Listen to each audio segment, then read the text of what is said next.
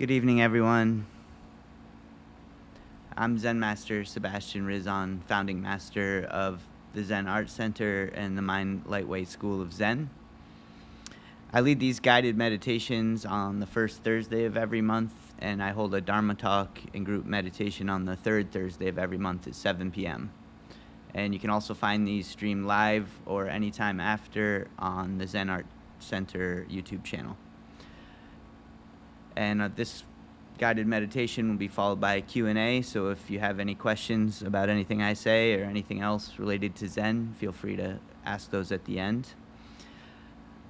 These techniques and lessons I'll be teaching tonight are all derived from my personal experiences studying and teaching Zen for over 20 years now. And prior to starting this school, I lived in a Zen Buddhist temple for 16 years and became a master under my teacher, great Zen Master Chengsi Kim. Traditionally, Zen practice uses koans to point us to the Dharma. Koans are questions or statements which challenge you to gain a deeper understanding of the true nature of our reality. To understand nature, first you must understand what's at the origin of everything we know, perceive, and experience. This means you need to understand what's at the core of your being. In Zen, we say that this means you need to understand your mind. So, what is the mind? This is the koan I give to all of my students and everyone who comes to these classes. We all understand that we have a mind, but what is that? I teach Zen practice as a way to guide others towards understanding this. Zen practice works like this. The koans are the seeds that we plant in our mind. The seeds need the light of our mind to grow. Our thoughts are like weeds sprouting up all over the place, blocking out the light. For our seeds to receive the light of our mind, we need to clear out all of the weeds. So we use meditation to clear out our mind and all of our thoughts, and then the light can incubate our seeds. I call the way I teach the mindlightway. That's what our school is named after. The mind is the origin of everything we know. The light of your mind shines on everything that you're aware of. The way is the practice that illuminates your mind. When you illuminate your mind, you see your true nature. That's what we call getting enlightenment. So with that said, we're going to move into some breathing techniques and a breathing meditation. And tonight we're going to have a guest here walking us through that. Nadia is going to lead this portion of class. So go ahead when you're ready. So when we meditate, we sit with our legs crossed, our back straight, our shoulders relaxed. And to help you with this, to keep this relaxation and back straight, imagine that you have a string pulling your head from the top, from the crown of your head to the ceiling. If you're sitting, make sure that you have both of your feet flat on the ground and keeping your back straight, not slouching, so you avoid hurting your back. Today we're going to use this mudra, right hand, left hand, on top of the right hand, and thumb touching. And this is going to rest, these hands are going to rest in the middle of our lap. Make sure there is no tension in your hands when you're holding this mudra. All right. So during this meditation, unless Zen Master Sebastian tells you otherwise, you can keep your eyes open or closed. And if they are open, they're gazing toward the floor at an angle with a soft gaze. So for the two first exercises, the breathing exercise and the meditation technique, you can keep your eyes either open or closed. And we are going to start with a breathing technique, which is going to help us relax our bodies and prepare ourselves for the meditations that are going to come next. So let's all take a deep breath in and a deep breath out. Make sure we relax our bodies, relax the tension in our shoulders and neck. And now let's breathe in a little slower and a little deeper than we usually do.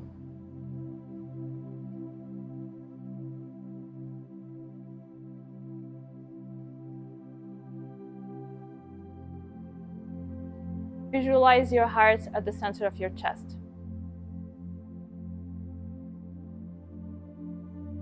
And keep breathing slower and deeper.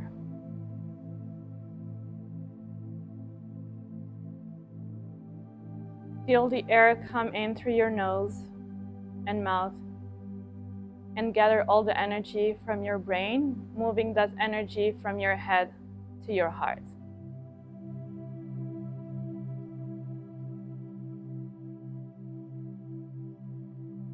Now imagine you're breathing through your heart.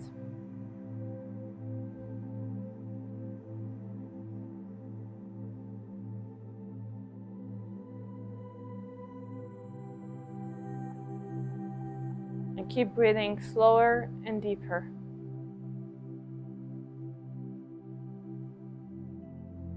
This is a great technique to use in case you're stressed or when you just want to reset in your life. But let's keep breathing slower and deeper, and we'll do that for a few minutes.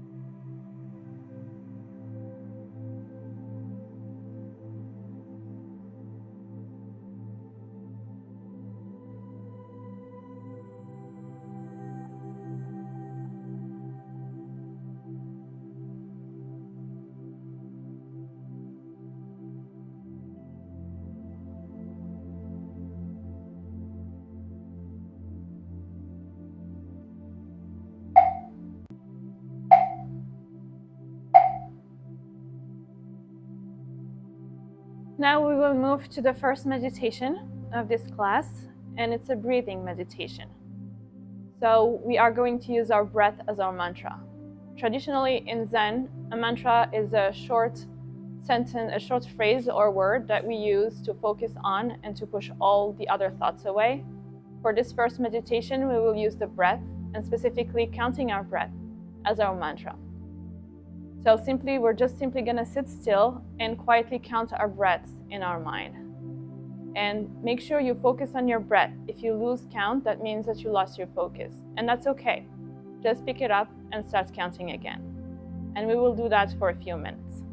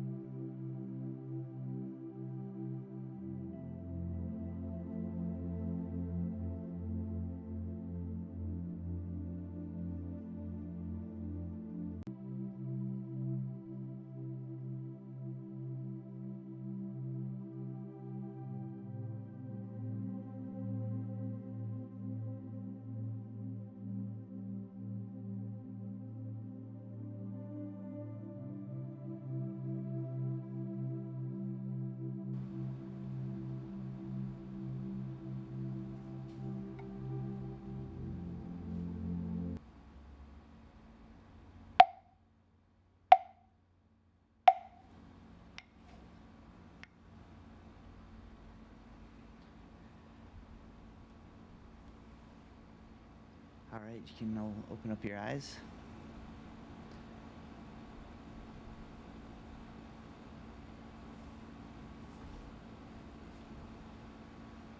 For this next meditation, we're going to be using sound as our mantra, as the focal point of our meditation. For this, we're just going to focus our mind on the resonance of the singing bowl, and just let the sound of the singing bowl push out all of the thoughts from your mind. If any thoughts come, just let them go and return to focusing on your mantra.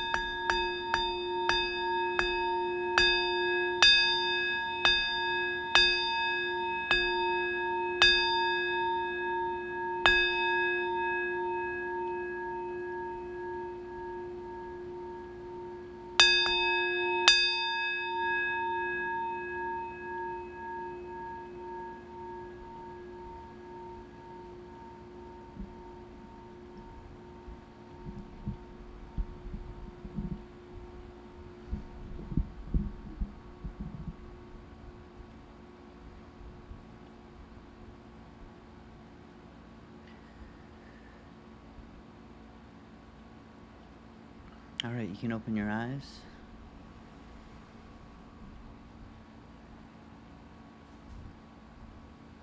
Next, we're going to focus on a series of short meditations which can help you set your intentions for your life.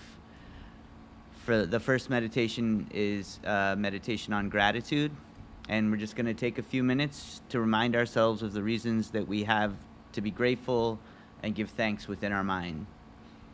For example, I always like to remind myself to be thankful for my health, my family, my friends, my teachers. The things you're thankful for could be very general or very specific. That's up to you. No matter how bad things get in my own life at times, I always like to remind myself that I always have plenty to be thankful for. This helps me keep a positive perspective and outlook in every circumstance. Now, I want you to close your eyes for a few minutes and think about the things in your life that you're thankful or grateful for. If you can't think of a long list of things, that's okay.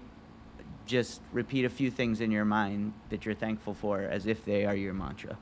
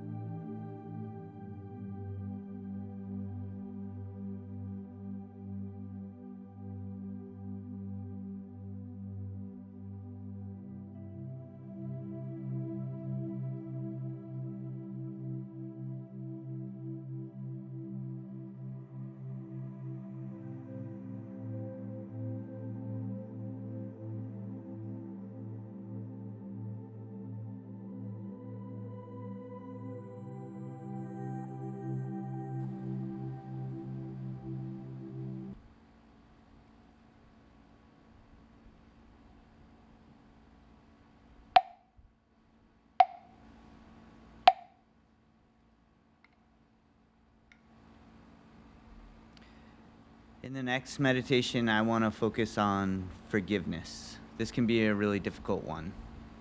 It's not always easy to forgive, but it can be an essential part of healing ourselves. Here, we're going to take a moment to forgive ourselves and the others in our lives. This is a chance to acknowledge our mistakes and the mistakes of others that have caused us harm and express our forgiveness. It's not to make an excuse for the harm that's been done or the person that's caused the harm. It's more an acknowledgement that harboring feelings of anger, hatred, and resentment can prevent us from being compassionate, and that can stunt our own personal growth. This doesn't mean that you have to welcome someone back into your life that's harmed you, or that you should continue to expose yourself to harm in any way. It's more about empowering yourself to remove the shackles that the harm may have caused you, so that you can move on from that burden. Let's take a few minutes to forgive ourselves and others for the mistakes that were made and the harm that's been done. And let's pray that we don't continue to harm others in ways that cause unnecessary suffering. Now let's close our eyes for a few minutes and focus on forgiveness.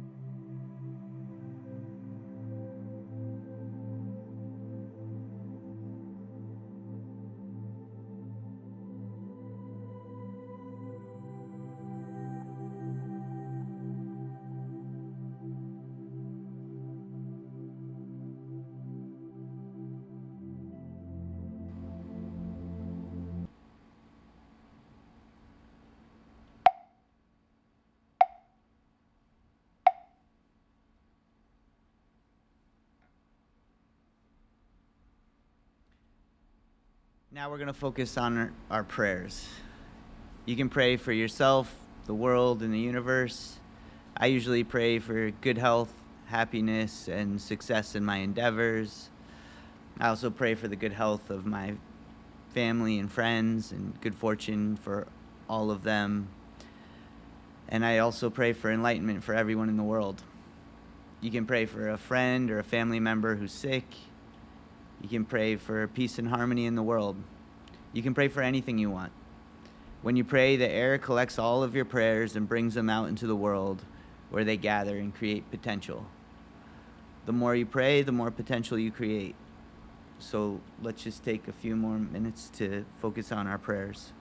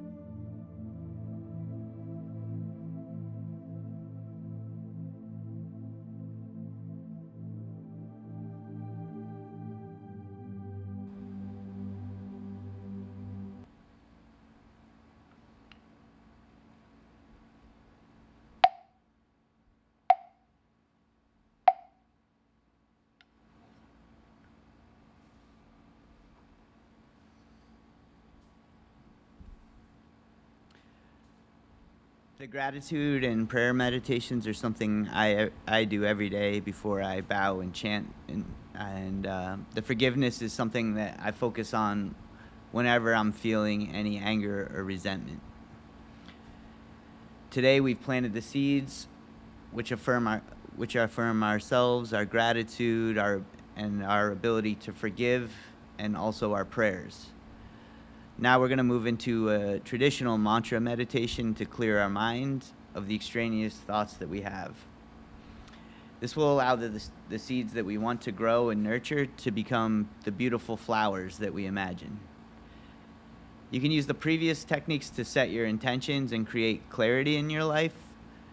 However, if you want to understand the mind and experience enlightenment, you need to be able to push beyond all of your thoughts and all of the words that you use to describe things to a realm that transcends all of the mental constructs and conceptual understandings that we have. To reach this point, you have to completely empty your mind. In Zen, we use meditation to help us reach that point. So in this, we'll be using a word or a phrase repeated in your mind. If you try not to think, thoughts inevitably come into your mind. So by focusing on a mantra, you use that as the focal point to push out all of the other thoughts. When you meditate on a mantra, let go of your feelings, your opinions, and desires. And as you meditate, only concentrate on your mantra. If another thought comes into your mind, just let it pass and return to focusing on your mantra. You can use anything as your mantra for this meditation, but if you don't have a mantra you want to use, I usually suggest the mantra of Kwanseum Bosal. Kwanseum Bosal is the Bodhisattva of love and compassion, and a Bodhisattva is an enlightened teacher in Buddhism who's dedicated their lives to helping others.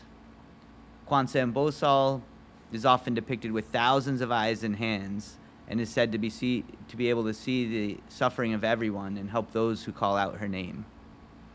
Using this mantra will bring compassionate energy towards you while you meditate. Drawing compassionate energy to you is like giving water to your seeds, which will help them grow.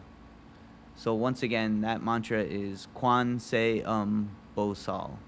Kwanseum Bosal.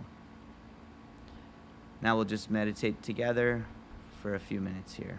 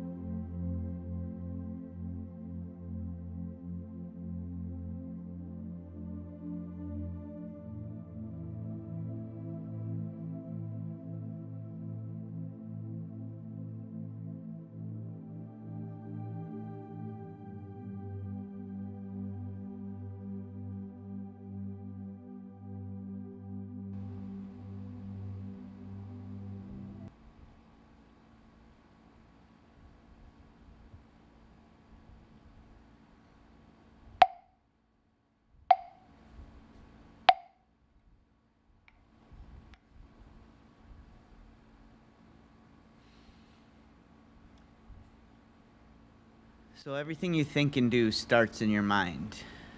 The mind is the foundation of everything. In order to have a strong foundation, you need to start with a clear mind. If you don't have a strong foundation, all of the things you build on top of it will feel unstable. All of these techniques we use today can be useful tools for clearing your mind.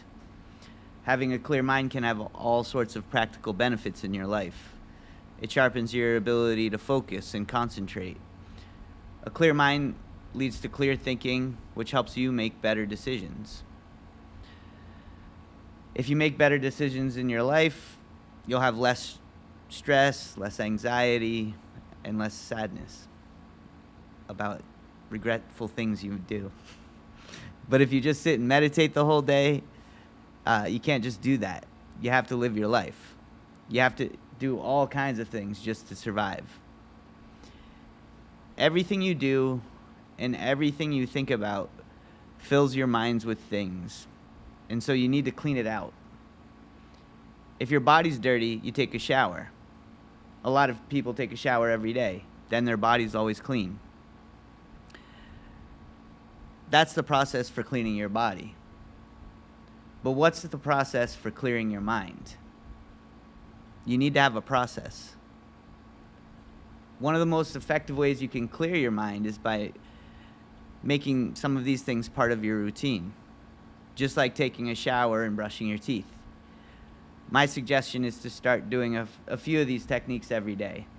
Start by doing one or two of these things, like sitting meditation, and do it every single day. This will help you start out each day with a strong foundation and a clear mind. If you want to keep your mind clear all the time, you need to learn how to turn everything you do into a meditation. You have to learn how to focus on your actions like they are your mantra. This means you have to be completely focused on whatever you're doing and not let your mind wander. This practice is what I call moving meditation. Anything you do can be a moving meditation. I find the best way to practice this type of technique is by doing an activity you enjoy. It could be an artistic endeavor like drawing or painting or writing or making music. It could also be a physical endeavor or a sport like yoga or weightlifting or riding a bike.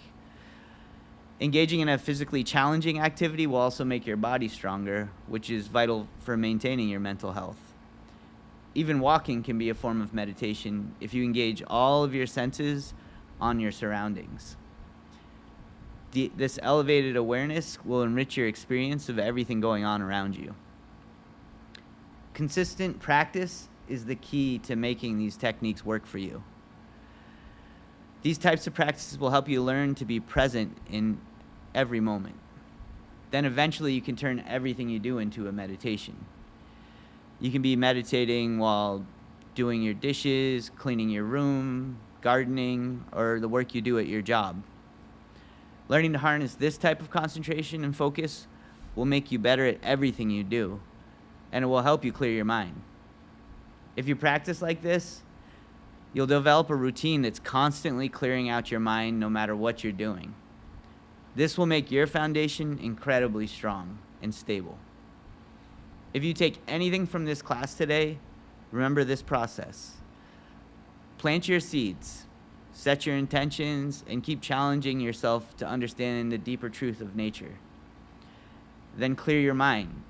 Use sitting and moving meditation to incubate those seeds. If you keep going like this, eventually you'll see beautiful flowers blossoming all around you. The fruit of all your work will be a clear mind that leads you to a more harmonious existence with the world. And I wish you all good luck in that journey. So that concludes the guided meditation portion of class, and I'll take questions from anybody, any questions in the audience or anyone online if they have any questions here. Feel free to chime in. I'm happy to answer anything that's on your mind about Zen, about the mind, about meditation practice, or life in general. Do you have any tips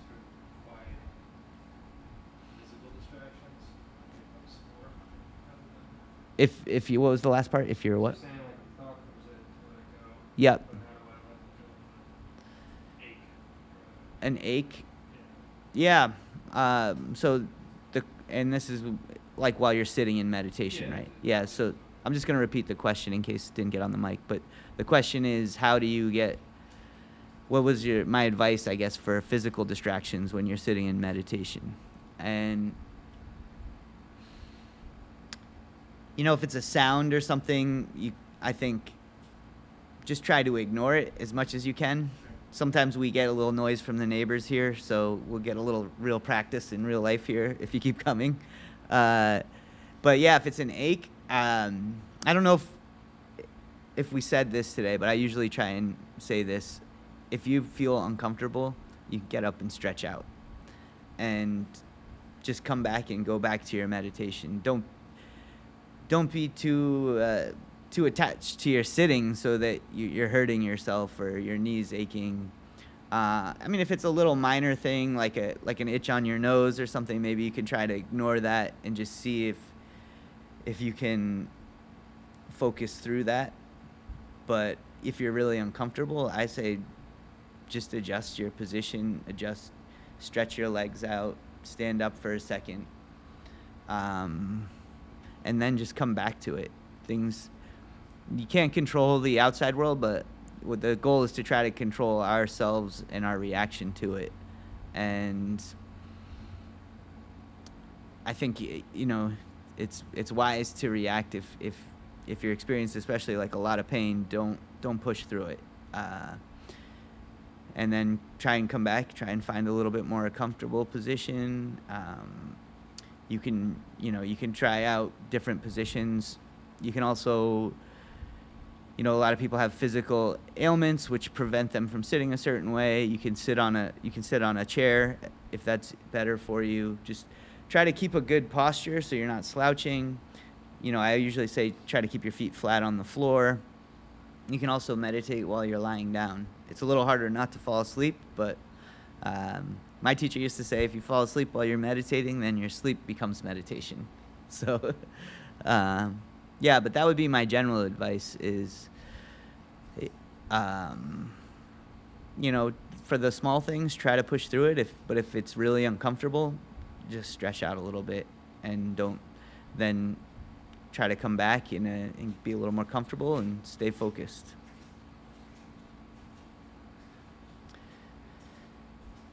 Any other questions?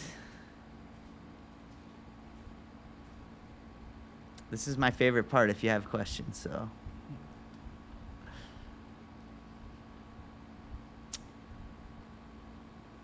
Oh. Not a lot of questions. Okay. You want to... Is it on? It's on. Go ahead. So I don't have a question, more of an observation. It's harder to meditate. For me, it's harder to meditate by myself, and it's way easier to meditate in a group. And I was wondering if you had like any comments or similar observations, and especially in your temple, how was it always in a group, and if you have any comments on that. Yeah, so I agree. It's easier with a group, something about it. Before I lived in a temple, before I joined, my school, I had a really hard time meditating by myself. So to the point where I wasn't really doing it. So for me, being part of a community that was meditating was very helpful to getting myself to commit to meditating regularly. So I agree with you. In the temple, we would generally meditate together in groups, but also it's not uncommon for people to just be meditating by themselves or meditating in their room. But we definitely did at least once or twice a day meditating together.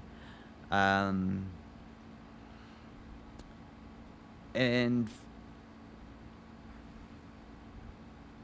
for me, I think if I am feeling like inner resistance to meditating, I find sometimes it's helpful to do something physical beforehand. Go for a walk, do some stretching. Focus on something you're doing. Use a moving meditation to get your mind and your body ready for the sitting meditation.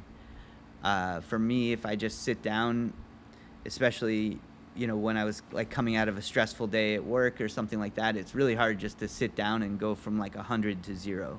So I try to do some sort of like light exercise or moving meditation.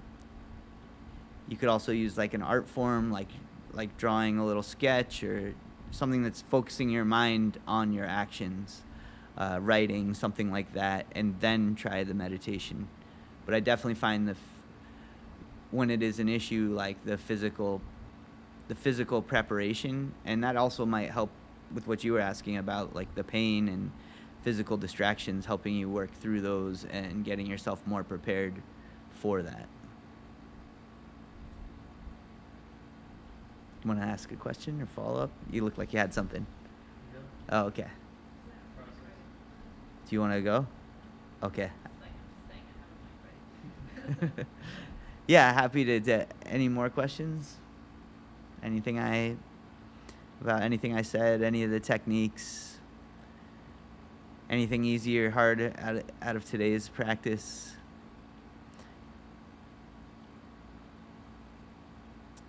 That's okay. You good? All right. I guess with that said, we'll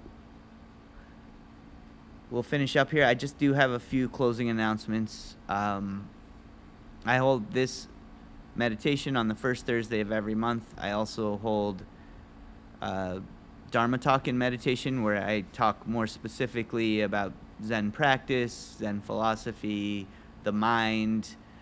Sometimes I'm just mixing things that are, out in the general, things that are that relate, how Zen relates to things that are in the news sometimes. So that's on the third Thursday of every month. So that'll be in 2 weeks on July 17th. That's a Thursday from 7 to 8 p.m. And I also host art and writing groups. So we practice a form of moving meditation together. We basically just come in, do a little bit of meditation. I give like a short talk about how to use meditation in your artistic practice. And then we just create together. You bring in your own project, your own writing project or art project. And then there's a little time at the end to share if you'd like to do that. The writing group is twice a month on the second and fourth Sunday from 3:30 to 5. And so that'll be July 13th and July 27th. And then the art group is on the third Sunday of every month, 3:30 to 5. And that'll be July 20th. And all this information is on the meetup page and on our website, mindlightway.org. And if you're interested in learning a new art form, we have martial arts and sword classes here, which that martial arts was my first art form that got me into meditation. My teacher was a martial arts master and Zen master. And you don't need any prior experience to come to any of those classes. So, yeah, and in closing, the Mindlightway School of Zen is a 501c3 nonprofit. So we try to keep all of our classes free and open to the general public, but we do rely solely on donations to be able to continue to offer these classes. So if you found value and you'd like to support the school, there's information on how to make a donation in the back table near the door and in the description of the video and also on our website. And your generosity in supporting the programs is greatly appreciated. If you're here in person, you're welcome to hang out and chat with us after and strike up a conversation with anyone here if you'd like. Thanks for coming, and we appreciate you coming out and supporting the school. Thank you very much.